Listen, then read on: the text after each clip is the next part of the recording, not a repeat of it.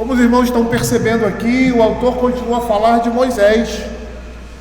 E nesse início do capítulo 11, perceba que dois personagens são muito importantes citados aqui na vida do povo de Deus no Antigo Testamento. E esses dois personagens são Abraão, que é o pai dos hebreus, e Moisés, que foi o pastor e condutor do povo em sua formação como povo de Deus. Como nós vimos anteriormente, o autor começa a falar da fé de Moisés, iniciando na vida de seus pais, provavelmente querendo dar a entender que a fé de Moisés, apresentada nessa sessão, começou com a influência da fé na instrução familiar. Na sessão seguinte, Moisés é apresentado exercendo sua fé na corte de Faraó, pela recusa em ser chamado filho da filha de Faraó, como consequência da sua instrução dentro de casa. Ele prefere ser identificado como povo de Deus e sofrer por isso, ou seja, sofrer afrontas em lugar de aproveitar os tesouros reais. E agora o que nós estamos vendo aqui, a partida de Moisés do Egito, como também um exemplo de fé. E nós vamos perceber que esse capítulo implicitamente está nos dizendo que o justo viverá por meio da sua fé. Todas as suas ações são explicadas e devem ser explicadas com base na fé de que ele tem em Deus e, consequentemente, nas suas promessas, ou seja, na sua palavra. E o verso 27 diz assim: pela fé abandonou o Egito, não ficando amedrontado com a cólera do rei, antes permaneceu firme como quem vê aquele que é invisível. O que nós estamos vendo aqui, meus irmãos? Nós estamos vendo aqui os resultados da fé de Moisés. Ele deixou o Egito e todo o seu poder e prazeres e assumiu a condução de Israel para fora do Egito. Moisés deixa o Egito em duas situações. A primeira, quando em defesa do Ebeu, mata ali um capataz egípcio, e Faraó, descobrindo o que ele fez, manda matá-lo. E aí ele foge. Mas ele retorna agora. Há um retorno, como nós sabemos, de Moisés, agora com um objetivo diferente. E essa sua segunda saída, sai como comandante e regente do povo de Deus, depois de Deus ter usado Moisés para humilhar Faraó, tornando disposto a deixar o povo de Israel sair do Egito. E apesar de que nessa primeira saída, a Escritura diz que ele temeu por Faraó, ou seja, temeu por sua vida, nós entendemos, que ele teme não por um temor desalentado, não por um temor de desalento, mas por prudência para salvar a sua vida. Mas eu creio aqui claramente que o autor está mencionando essa segunda saída de Moisés, agora com todo o seu povo, ou seja, com o povo de Deus do Egito.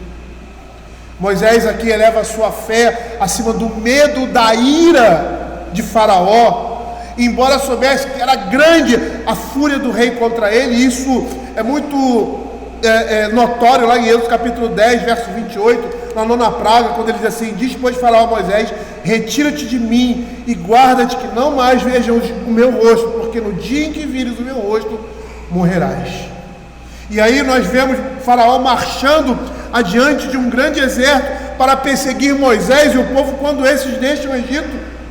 Mas mesmo assim, mesmo nessa situação, ele não fica desanimado nem teme, mas diz aos filhos de Israel, e é interessante a expressão que ele usa, que é a mesma que Faraó diz para ele. Ele diz assim: não temais, Êxodo 14, 13, aquietai-vos, vede o livramento do Senhor que hoje se fará, porque os egípcios que hoje vedes, nunca mais o tornareis a ver.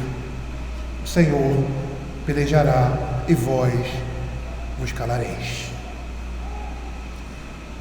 É interessante nós percebemos aqui nessa passagem, nessa situação, que todos aqueles que se voltam contra o Senhor, eles projetam o seu ódio sobre quem? Inicialmente sobre aqueles que trazem a sua palavra, os seus porta-vozes. Mas o seu ódio vem também para o povo de Deus. Matthew Henry, comentando essa particularidade, ele diz assim: que aqueles que deixaram o Egito precisaram contar com a ira dos homens, mas não deveriam temê-la, pois estavam sob a condução daquele Deus que é capaz de fazer com que a ira dos homens o louve, restringido o seu defeito. A frase que nós estamos vendo aqui, que ele deixou o Egito não temendo, representa ali o auge de uma série de acontecimentos que dizem respeito a essas confrontações entre Faraó e Deus por meio de Moisés, no esforço ali de obter a liberdade do povo de Deus. E aí você vai perceber que isso cobre ali o período das 10 pragas, até a perseguição de Faraó ao Mar Vermelho, como nós vemos lá em Êxodo capítulo 14, versos de 5 a 28. E Moisés em tudo mostra a sua fé. Moisés é um homem de fé que diz para o povo não ter medo da ira de Faraó, do ódio dele, mas para perseverar e ver o Senhor lutar por eles. Verso 14, o Senhor pelejará por vós, e vós os calareis. Muitas vezes nós temos medo da ira, dos nossos inimigos, mas a Escritura está mostrando aqui claramente, por meio desses exemplos, por mais que eles mostrem os seus dentes contra nós, nós temos um Deus que cuida de nós. Pela fé Moisés não teve medo, porque sabia que Deus estava ao seu lado. E aqui uma coisa interessante para nós não devemos ter medo quando estamos fazendo a coisa certa. Nós não devemos ter medo quando estivermos professando a nossa fé, independente das consequências. Esses nossos inimigos, ou seja, Satanás mostrando os seus dentes. Eu não sei se vocês se lembram daquele livro que nós lemos com a igreja de John Bunyan, O Peregrino. E aí chega um momento ali na caminhada do peregrino que ele vê determinadas feras à sua frente e elas começam a rugir e mostrar os seus dentes, e ele se amedronta, mas ele vai adiante. Quando ele passa, ele vê que essas feras estavam acorrentadas. Isso mostra muitas vezes o que nós sentimos, a nossa expectativa diante das dificuldades, das tentações, dos problemas que nós vencemos nesse mundo. Nós não podemos ter medo, porque Deus está conosco. Se estamos fazendo aquilo que é certo, se estamos sendo justos, retos, se estamos pregando e vivendo o Evangelho, nós não podemos temer. Nós devemos fazer como Moisés fez e como muitos servos do Senhor fizeram. Homens como nós, como diz a Escritura, colocaram a sua confiança no Senhor. Mas por que eles fazem isso? Por que diante da adversidade nós olhamos a história da igreja, nós vemos, pelos relatos históricos, irmãos nossos sendo mortos por causa do Evangelho, e muitos deles iam cantando e louvando o nome de Deus. Alguns seriam consumidos por feras, outros por gladiadores, soldados, mas eles iam louvando e bendizendo o nome de Deus. E quando nós olhamos para uma situação como essa, o bem mais precioso que nós temos é essa vida, não é? Não é. E por que essas pessoas agiam assim? Hoje eu tenho certeza que se tivesse uma perseguição, dos cristãos saíam correndo e iam embora, ou fazia como muitos estavam fazendo ali na igreja hebreia, estavam abandonando a fé, procurando aquilo que é mais fácil, ao invés de permanecer firme diante da palavra de Deus, das suas promessas com relação à sua vontade para as nossas vidas, a firmeza em viver uma vida de integridade. Muitas vezes nós estamos passando determinadas situações por causa dos nossos pecados, mas saiba, mesmo assim, que se as suas escolhas foram erradas, a graça de Deus ainda permanece sobre vocês. Ele não nos abandona. Ele vai sustentar e suprir as nossas necessidades, sejam essas espirituais ou físicas, em Cristo Jesus. O que Ele exige de nós é que permaneçamos fiéis, e confiemos nele. Moisés agia da maneira como age, todo crente age da maneira como age, como diz o texto aqui, porque ele vê aquele que é invisível. Este é o fundamento pelo qual Moisés se baseou para permanecer firme, e todos aqueles irmãos nossos que foram levados à morte também. Ele suportou tudo com coragem invencível em todo perigo, e suportou a fadiga do seu labor, que era muito grande, porque contemplava a Deus pela fé, via a Deus. E como nós vemos a Deus? E aqui nós não temos nenhuma visão, de Deus aqui, pura e simplesmente. Tínhamos epifanias ali. Como é que nós vemos a Deus? Por meio da sua palavra, através da fé.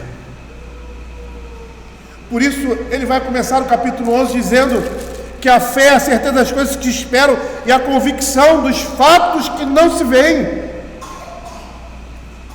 Moisés agiu daquela forma como agiu, porque ele olhava e via, como diz aqui o escritor de Hebreus, olhando firmemente para o autor e consumador da fé. E esses olhos aqui, porque Jesus já havia morrido, já havia ressuscitado e subido aos céus, são os olhos que contemplam a palavra de Deus, e veem nessa palavra a imagem do Deus Todo-Poderoso. Mas perceba que na vida de Moisés, Deus falou com Moisés através da sarça ardente, falou repetidas vezes no Egito. Durante a sua jornada no deserto, o Senhor falava a Moisés como um homem fala a seu amigo, como diz lá, Êxodo capítulo 33, verso 11, falava o Senhor a Moisés face a face, como qualquer que fala a seu amigo. Então voltava-se Moisés para o arraial. Ou seja, Deus se mostrava presente permanentemente na vida do seu povo ali, especialmente durante os dias dos testes de Moisés no Egito. Ele fortalece a sua fé, e por causa das instruções divinas a eles dadas, Moisés foi capaz de perseverar em fé e concluir sua tarefa para conduzir o povo de Israel para o Egito. E por causa desses acontecimentos ali no passado, hoje entendemos que Deus está sempre ao lado do seu povo, conduzindo, e como Ele age em prol daqueles que o amam. Ainda que eu ande pelo vale da sombra da morte, não temerei mal algum, porque tu estás comigo, o teu bordão, o teu cajado me consola. Muitas pessoas estão esperando ter uma visão mesmo, de Deus, de Cristo, de um anjo, e estão desprezando a imagem de Deus refletida na sua palavra. Quando nós olhamos para os textos da Sagrada Escritura, percebemos que há um show de milagres, e até existe uma igreja que tem essa propaganda, show de milagres, mas não era assim, meus irmãos. É porque um capítulo se segue ao outro.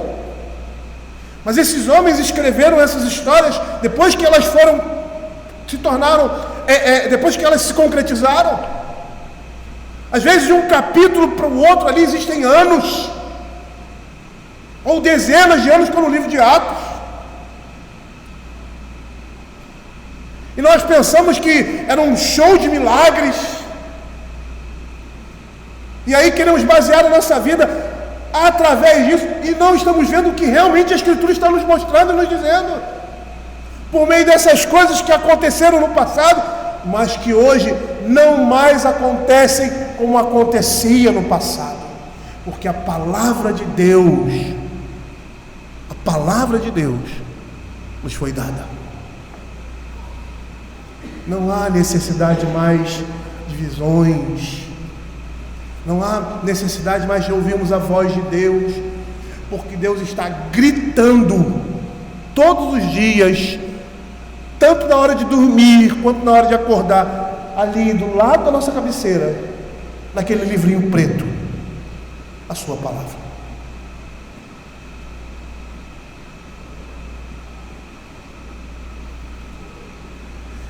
Moisés estava vendo aquilo que as outras pessoas não conseguiam ver. O Deus com que nós tratamos é um Deus invisível, e Ele o é para os nossos sentidos, ao olho natural, mas pela fé podemos ver esse Deus invisível atuando constantemente no mundo, como nós vemos ali no livro de Esther.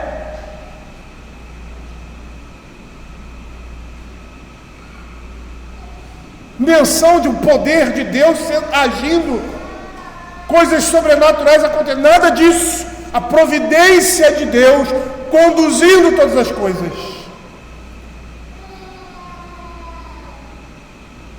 E esquecemos de olhar para esses livros e perceber dessa forma que Deus age hoje. Não estamos vendo aquilo que é invisível.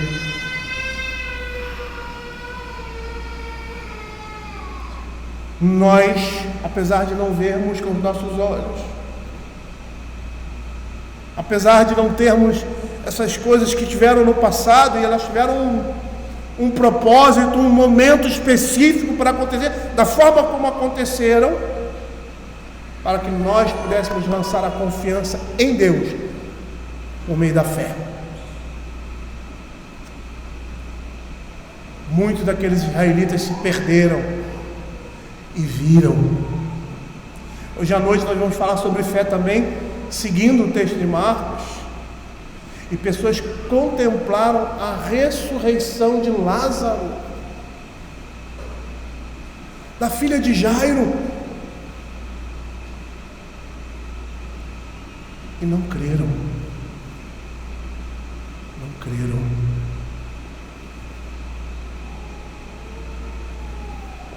Porque não são os milagres que vão transformar o coração de uma pessoa. É o poder de Deus aplicado à sua palavra, a quem Ele quer. Outros viram e creram. Outros viram e abraçaram a fé. Porque a esses foi dado essa graça. O Senhor quis que aquele milagre, naquele momento, fosse um auxílio ao coração dos crentes. Mas para os incrédulos é somente juízo, para que eles possam reconhecer claramente o poder de Deus. Queridos, nós podemos estar totalmente confiantes na existência de Deus, na sua providência e na sua gloriosa e poderosa presença no meio do seu povo, na vida do seu povo. Por isso o livro de Hebreus vai dizer no verso 6, de fato, sem fé é impossível agradar a Deus, porquanto é necessário que aquele que se aproxima de Deus creia que Ele existe, que se torna galardoador dos que o buscam. E é essa visão de Deus que nos capacita a perseverar até o fim, não importando o que encontremos pelo caminho. Veja o exemplo de Estevão na sua morte. Ele viu a glória de Deus enquanto outros não conseguiram ver. E Atos capítulo 7, 55 a 57 diz assim: mas Estevão, cheio do Espírito Santo, fitou os olhos no céu e viu a glória de Deus, e Jesus que estava à sua direita disse: eis que vejo os céus abertos e o Filho do Homem em pé à destra de Deus. O apóstolo Paulo viu a Cristo ressurreto no caminho de Damasco, enquanto seus companheiros de viagem nada puderam ouvir, como diz a Escritura, só ouviram a voz. E apesar dos tempos apostólicos serem tempos em que a revelação estava sendo trazida, mesmo assim não foram todos os crentes que tiveram essa visão de Deus,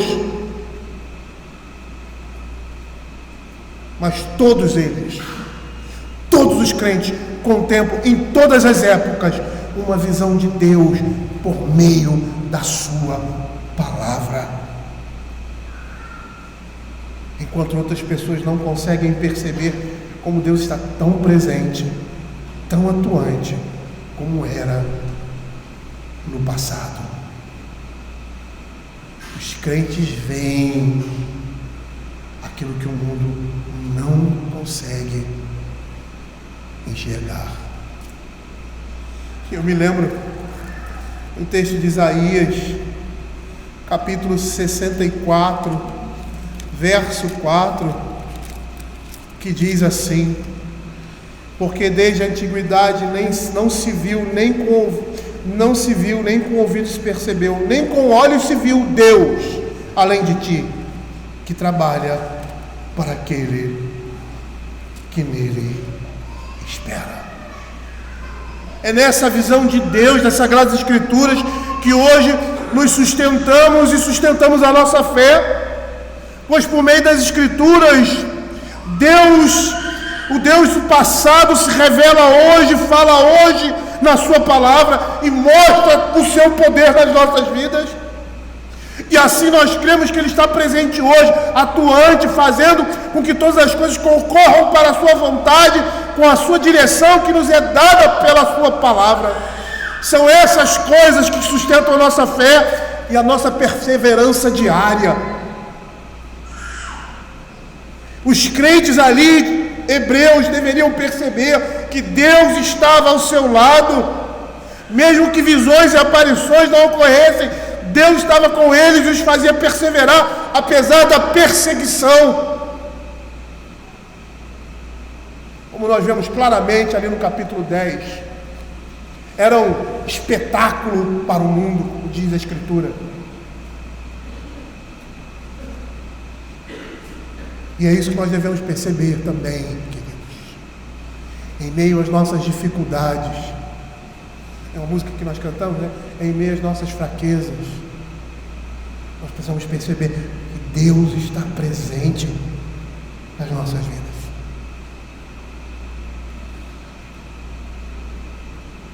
E como a vida de Moisés e a vida de todo crente, como a sua e a minha, deve ser pela fé. E hoje nós vamos celebrar a ceia do Senhor, e da mesma forma que Ele celebrou no passado, nós devemos celebrar também pela fé, como diz, pela fé celebrou a Páscoa e o derramamento do sangue para que o exterminador não tocasse nos primogênitos israelitas. Aqui nós temos na celebração da Páscoa e no derramamento de sangue atos de fé. E embora todo Israel tenha celebrado a Páscoa, foi por meio de Moisés, foi ele quem transmitiu a instituição dela. Nós vemos claramente lá em Êxodo capítulo 12, verso 1 a 23. E a Páscoa é uma das instituições mais sagradas no Antigo Testamento e um tipo significativo de Cristo. Apontava diretamente para ele. A ocasião da sua observância era extraordinária. Foi na mesma noite que Deus matou os primogênitos de Israel, como diz lá Êxodo capítulo 12, verso 12 e 13, diz assim: porque naquela noite passarei pela terra do Egito e ferirei na terra do Egito todos os primogênitos, desde os homens até os animais, executarei juízo sobre todos os deuses do Egito, eu sou o Senhor, o sangue vos será por sinal nas casas que tiverdes, quando eu vir o sangue passarei por vós, e não haverá entre vós praga destruidora, quando eu ferir a terra do Egito. Entretanto que nós vemos que o anjo destruidor passa de largo da casa dos hebreus e poupa a vida deles, por isso que a Páscoa é chamada de Pessá, ou Pechá, como alguns chamam no Velho Testamento, a passagem. O anjo destruidor passa por cima das casas dos hebreus. E por que passa? Porque eles tinham nas suas portas o sangue do cordeiro. Um cordeiro precisou ser morto, seu sangue foi aspergido ali nos portais, nos batentes da porta. A carne do cordeiro foi assada com fogo, toda ela precisou ser comida naquela mesma noite com ervas amargas, mostrando a situação do Egito ali, que seria a mesma amargor que o Senhor Jesus iria sofrer na cruz por causa dos nossos pecados. E eles deveriam estar de prontidão de caminhada, com lombos cingidos, sandálias nos pés e os cajados nas mãos. Isso foi feito de forma adequada, e o anjo destruidor passou por cima deles e matou somente os primogênitos egípcios. O que Moisés faz, ele ouve obedientemente as instruções de Deus e pela fé transmite essas instruções aos israelitas. Perceba que ao transmitir isso, ele colocou total confiança em Deus. Se eles não tivessem ouvido o que Moisés havia dito, sofreriam também a morte dos seus primogênitos. Quando nós olhamos isso, nós vemos nesse episódio a promessa futura do Messias em seu sacrifício libertador em favor daqueles que têm sobre si o sangue do Cordeiro. Toda a instituição da Páscoa, por mais que estivesse relacionado àquele momento, apontava para aquilo que havia de vir, ou para aquele que havia de vir, que era o Cristo, para a completa libertação do pecado e para a aspersão do sangue de Cristo sobre o seu povo. Por isso, tudo aquilo que ele fez era um ato de fé.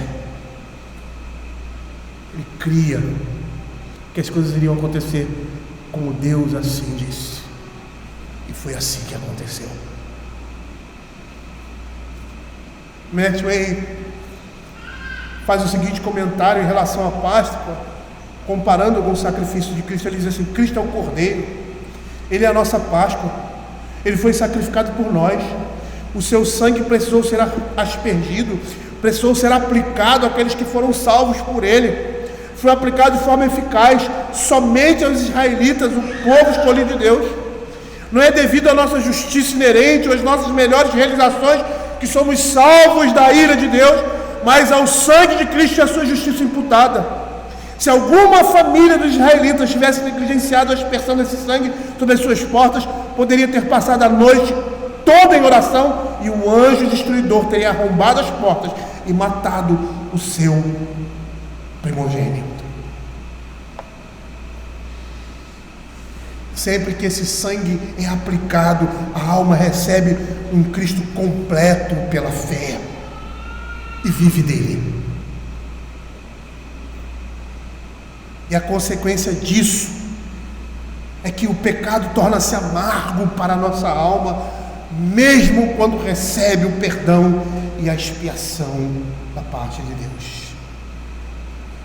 Matthew Henry, com isso, nos diz que todos os privilégios espirituais na terra deveriam nos estimular a começar cedo e avançar em nosso caminho para os céus. E nós, queridos, que fomos marcados, precisamos, por esse sangue, precisamos nos lembrar e reconhecer sempre a graça gratuita e distintiva de Deus sobre nós. Kishmarker faz um comentário interessante, comentando esse verso, que indaga por que Deus abateria os egípcios e protegeria os israelitas. Por que ele faria isso? E ele diz que isso não acontece por mérito da nação de Israel, porque dentro de um tempo relativamente curto, todos os israelitas de 20 anos para cima ouviriam o veredito da parte de Deus, dizendo que eles morreriam no deserto, exceto Josué e Caleb. Mas por que Deus fez isso? Deus poupa os primogênitos israelitas porque eles creram em Deus e obedeceram a sua palavra. Seus primogênitos foram poupados porque o sangue expiatório do Cordeiro Pascal foi aspergido sobre eles. Os israelitas precisavam ver física e espiritualmente que a salvação vem do Senhor. A festa da Páscoa tornou-se o sacramento da ceia do Senhor. O Cordeiro Pascal no Novo Testamento é Cristo, que deu a sua vida como Cordeiro de Deus, que tira o pecado do mundo. E a observância dessa festa foi o começo de uma observância que os levaria a um fim no sacrifício do Cordeiro de Deus, cobertos pelo sangue de Cristo. Incontáveis crentes foram salvos por isso, e são salvos pela fé. E a celebração por meio da fé, na obediência e na expectativa de verem cumpridas todas as ordenanças dessa celebração. Quando nós comemos o pão e bebemos o cálice, cremos que ao fazer isso, estamos dizendo, ou seja, Deus está declarando que somos parte do seu corpo, que estamos recebendo o seu alimento, que estamos recebendo a sua vida. E essas coisas nós queremos pela fé. E aí o verso 29, encerrando, essa narrativa a respeito de Moisés, diz assim: pela fé atravessaram o Mar Vermelho como por terra seca, tentando os egípcios, foram tragados de todo. Nós temos aqui o exemplo da fé na passagem pelo Mar Vermelho sob a condução de Moisés. Nós vemos nesse evento a proteção e passagem pelo mar dos israelitas de forma segura. Quando não havia outro caminho para escapar de Faraó e seu exército, eles foram encurralados. E Deus estava providenciando isso, porque era Deus que estava conduzindo. E isso parece muito interessante para nós, né? Às vezes nós olhamos uma situação em que nós nos encontramos e perguntamos assim: Senhor, por quê? O Senhor estava nos conduzindo, e nós temos que crer que o Senhor conduz os nossos passos. Até mesmo os nossos pecados, quando pecamos.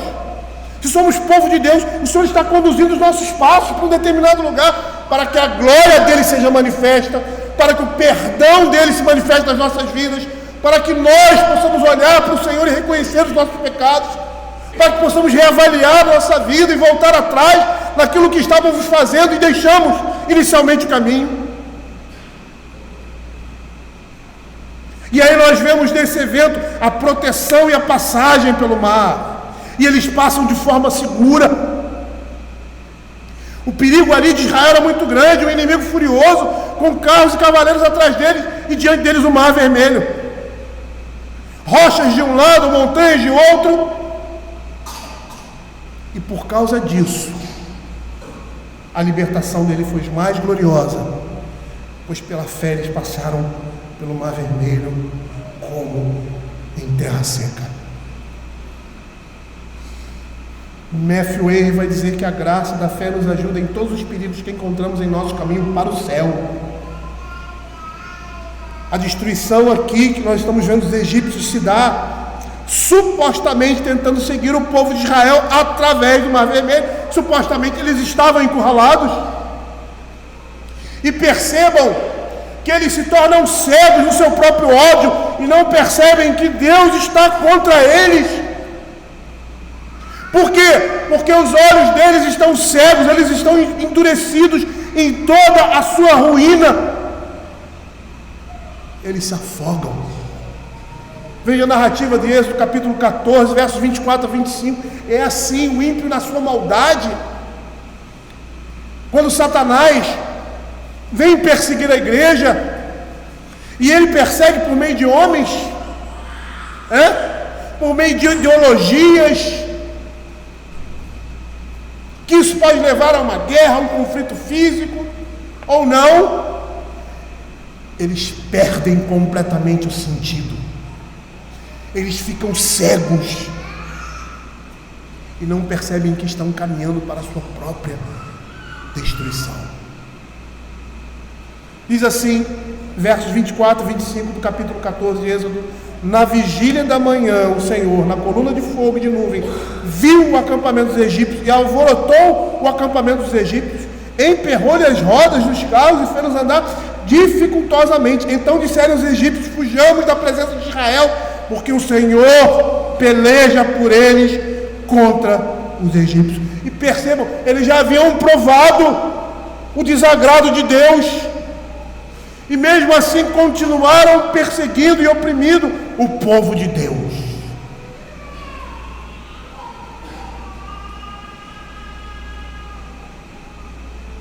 Percebam que não é muito diferente do que nós vivemos hoje. Apesar de não termos sobre nós nenhuma perseguição física, ninguém tentando inicialmente, pelo menos no nosso contexto, matar um cristão, mas é isso que eles querem. A precipitação deles foi grande, a sua ruína horrível. E quando Deus o julga, ele vence. E aí nós percebemos que a destruição dos pecadores é devida a eles mesmos.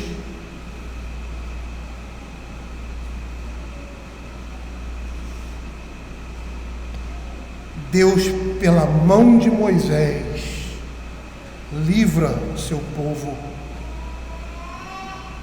porque eles estavam debaixo do seu poder e cuidado. É isso que acontece com você. Você está debaixo do cuidado, da proteção de Deus. Isso não quer dizer que você não terá inimigos, ou que não terá que fugir ou lutar contra os inimigos. Eu não sei em que momento da vida cristã, da nossa época, as pessoas entenderam ou perceberam que a vida cristã nesse mundo é uma vida sem dificuldades,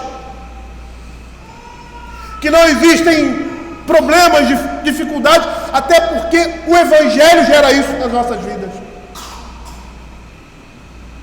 Mas isso deve nos alegrar, porque nós estamos vivendo num mundo em que Deus está distante. É o que eles dizem, ou o que eles pensam, porque é assim que eles vivem.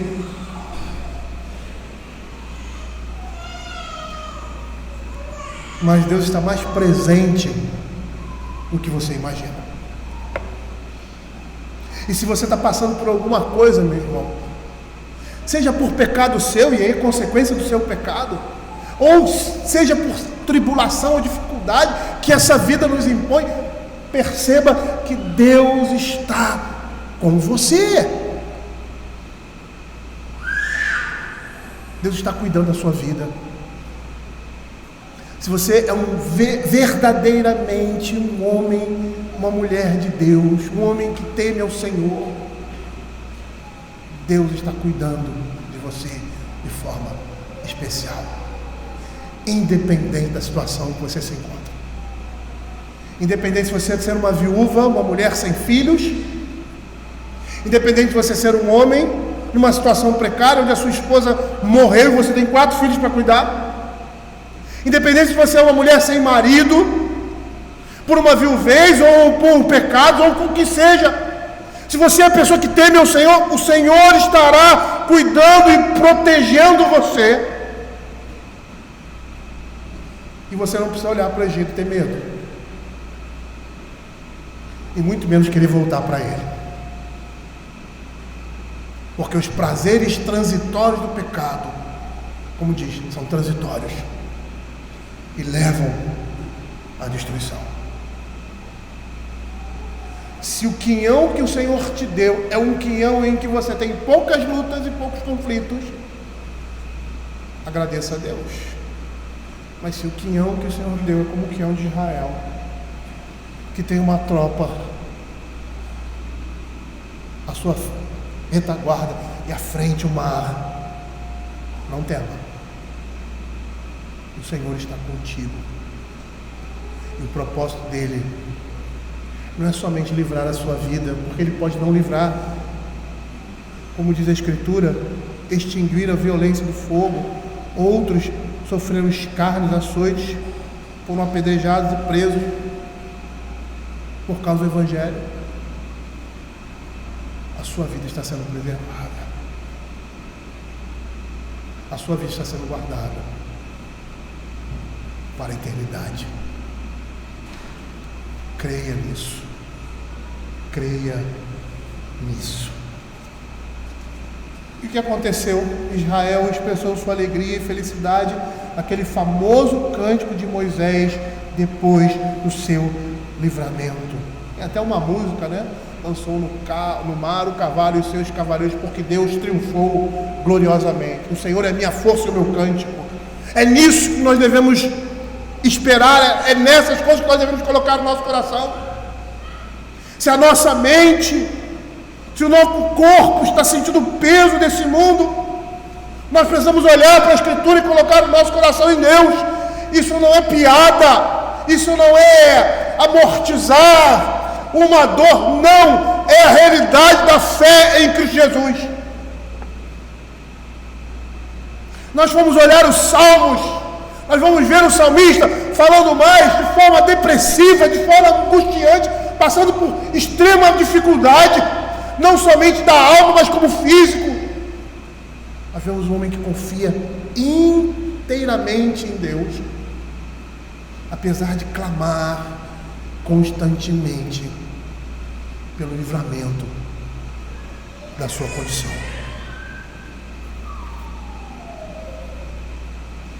A fé tinha triunfado ali. Os israelitas olham para trás e viram que o Senhor havia lutado por eles e dado a vitória. Como diz Moisés, o Senhor pelejará por vós e vós os calareis. E apesar de sabermos que entre aqueles que passaram o Mar Vermelho haviam descrentes, mas por causa da fé daqueles que genuinamente creram na promessa de Deus de salvar a nação de Israel, Deus conduz seu povo em segurança pelo Mar Vermelho, até mesmo os descrentes, porque estavam ali no meio do povo de Deus. E com esses relatos sobre Moisés, percebe-se que a sua fé era uma fé destemida, apesar de ter fraquejado no início do seu chamado. É interessante isso, né? Inúmeros profetas, e aqueles profetas que nós chamamos de os grandes profetas, todos eles fraquejaram. Todos eles, Jeremias, Ezequiel, Elias, no meio do seu ministério, porque são homens, porque são falhos e porque muitas vezes deixam de confiar plenamente no Senhor. Mas esses relatos estão aqui para que você olhe o exemplo deles, até mesmo o exemplo do medo que eles tiveram inicialmente, e não tenha esse medo, não chegue a fraquejar em momento algum, mas se fraquejar, saiba que Deus está com você. Pela fé, Moisés sabia que os israelitas sairiam libertados e os egípcios derrotados, da mesma forma como nós sabemos que sairemos vitoriosos desse mundo. Os israelitas foram vitoriosos porque ouviram as instruções de Deus que havia dado por meio de Moisés, e eles agiram com fé. E nós também podemos esperar e devemos esperar a nossa vitória com certeza, quando ouvimos as instruções da parte do Senhor, por meio da sua palavra. E o escritor sagrado escolhe esses atos em razão da sua confiança, ou seja, da confiança de Moisés no Senhor. E por isso eles obtiveram bom testemunho, apesar de não verem cumpridas as promessas pelas quais viviam. Veja que além de ser um estímulo, é também uma exortação e demonstração forte para aqueles irmãos ali, para nós. Porque diante de todas as suas dificuldades, esses homens prevaleceram, porque vocês igualmente não estão fazendo a mesma coisa, se o mesmo Deus é o Deus deles no passado, é o Deus de vocês hoje? Porque nós não estamos tendo bom testemunho da nossa fé em problemas muito menores? Porque nós não estamos procurando aquele que é o Senhor das nossas vidas. Porque nós estamos nos esquecendo de colocar o nosso coração nele. Que nós estamos esquecendo de viver na dependência dele, em confiar. Quando você estiver passando a maior aflição, o maior problema, saiba que isso, conforme a vontade de Deus, não vai durar toda a sua vida, mas se durar, aguarde o que aconteceu com Lázaro. Porque se o Senhor não nos consolar nesse mundo, que eu acho muito difícil, porque não é isso que a gente vê na Escritura, seremos consolados para a eternidade. Espere o consolo do Senhor nesse mundo, espere, porque esse é o propósito de Deus. Eu não estou dizendo que você vai viver prosperamente, no sentido de você ter milhões. A prosperidade é uma bênção divina que vem por meio da palavra. Na sua simplicidade, na sua pobreza, você será suprido. E se Deus assim quiser, Ele dará muito mais, muito mais e muito mais aquilo que você necessita. Porque a palavra de Deus nele, apenas confie e viva. Viva o Evangelho e deixe que o Senhor faça o resto. Mas sabe o que eu quero chamar a atenção de vocês aqui e terminar com essa palavra? Eu falei no início que esse texto vai mostrar que o justo vive por meio da sua fé. Paulo já dizia isso em Romanos capítulo 1, versos 16 e 17. O justo viverá por fé. Somos chamados nesse mundo a viver não por aquilo que nós estamos vendo, mas pela fé.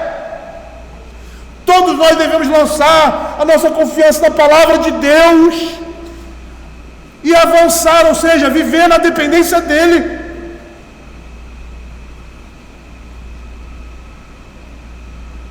Muitas vezes eu já me senti angustiado,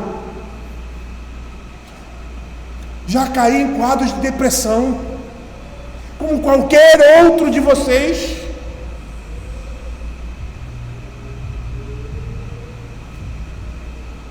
Mas o que nos sustenta numa situação como essa?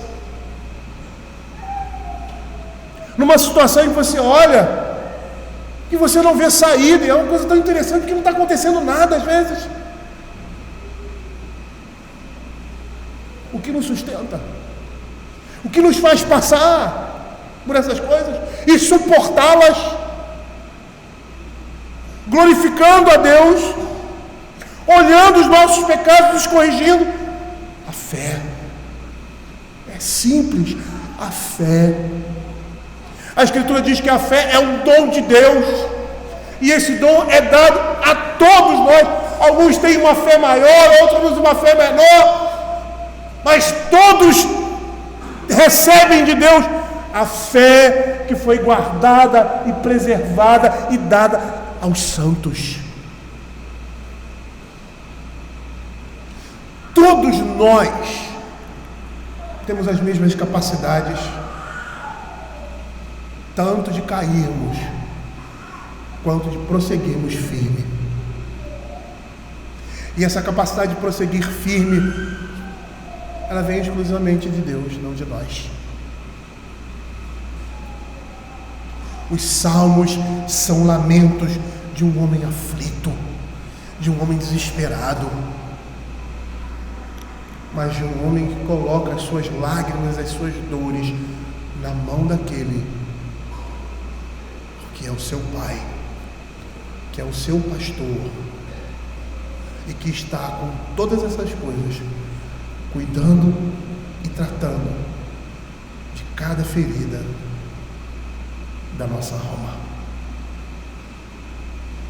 Creia numa coisa, meus irmãos: o propósito de Deus na sua vida é torná-lo um crente forte, é torná-lo um crente mais firme, um crente mais perseverante e menos vacilante, porque a própria Escritura nos diz: aquele que começou boa obra vai completá-la. E da mesma forma que ele diz isso, ele diz que ninguém vai entrar no céu sem santidade. Seguir a paz com toda a santidade, sem a qual ninguém verá o Senhor.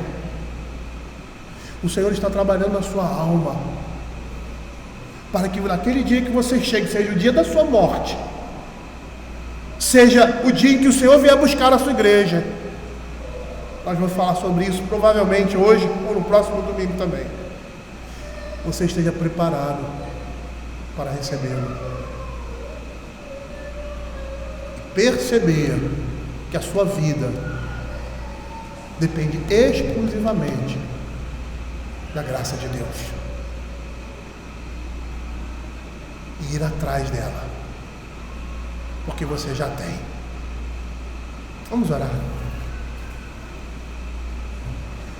Senhor, queremos te pedir, ó Pai, que o Senhor fale ao nosso coração através da tua palavra. Que o Senhor esteja consolando, Senhor, cada um de nós, ó Senhor Deus, e dando a devida instrução, a devida edificação.